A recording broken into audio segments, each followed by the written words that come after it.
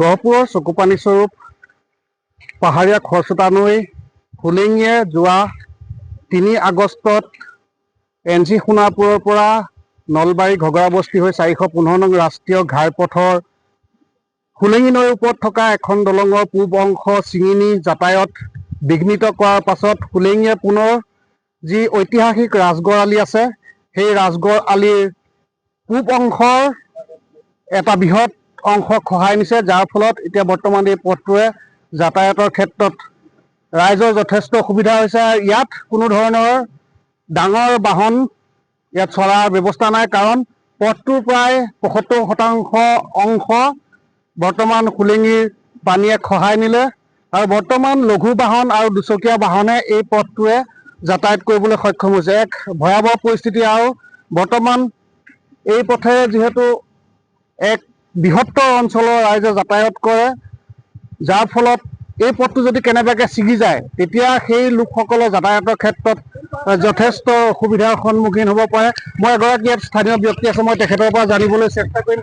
যিহেতু কিছুদিন পূৰ্বে আপোনাৰ হোলেঙিখন নদীৰ দলঙৰ এটা অংশ ছিঙিলে, বৰ্তমান এই সময় আধা ছিঙিলে, গতিকে আপোনালোকৰ যাতায়াতৰ ক্ষেত্ৰত কিমান অসুবিধা হ'ব?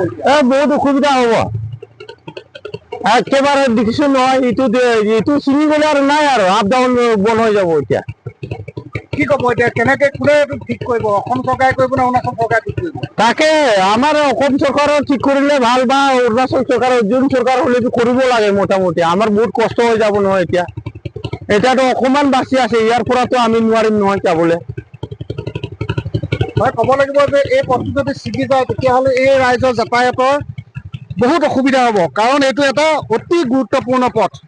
আৰু এই পথটোৱে বৰ্তমান যিহেতু NC সোণাপুৰৰ পৰা ৪১৫ নং ৰাষ্ট্ৰীয় ঘাইপথৰ যি অংশ ছিঙি নিয়াৰ ফলত এই ৰাইজে এইটো পথ নতুবা তেওঁলোকে ১৫ নং ৰাষ্ট্ৰীয় ঘাইপথেদি যাতায়াত কৰিবলগীয়া হৈছিলে।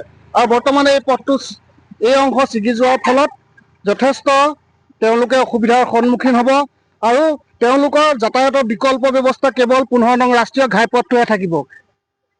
এয়া মই দেখুৱাই আছোঁ। আৰু ক'ব লাগিব এইটো এটা সদাব্যস্ত পথ, যি অৰুণাচল প্ৰদেশৰ হোলেংগি এয়াৰপৰ্টৰ সমীপতে থকা ৰাজগড় আলিৰ হোলেঙি নদীৰ ওপৰত থকা এই পথটো ছিগি যোৱাৰ ফলত বৰ্তমান যথেষ্ট সমস্যাৰ সন্মুখীন হ'ব।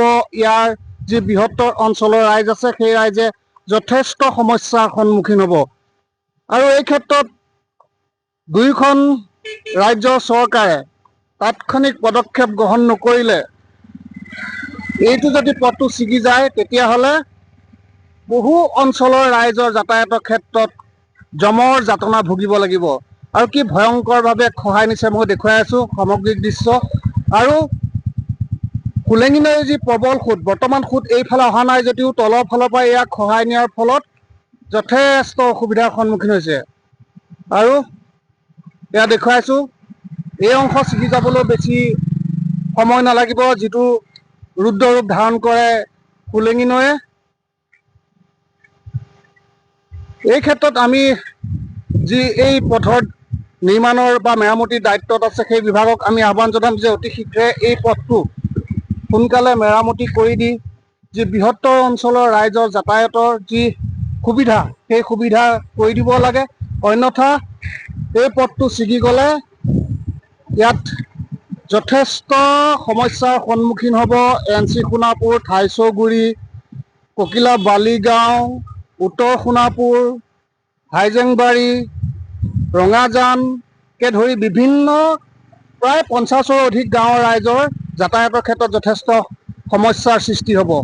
আৰু মই দেখুৱাই আছোঁ, যিহেতু হোলেঙিয়ে পূৰ্বতো এইদৰে বহু ত্ৰাসৰ সৃষ্টি কৰিছিলে আৰু বহু আবেদন নিবেদন, বহু বাতৰি পৰিৱেশন হোৱাৰ পিছত এই পকী দলংখন হৈছিলে। আৰু তাৰ পৰৱৰ্তী সময়ত বৰ্তমান এই যি পথটো এটা অংশ ছিঙি নিলে, যাৰ ফলত এই পথটোত বৰ্তমান যাতায়াত কৰাটো অতি দুৰ্বিষহ হৈ পৰিছে।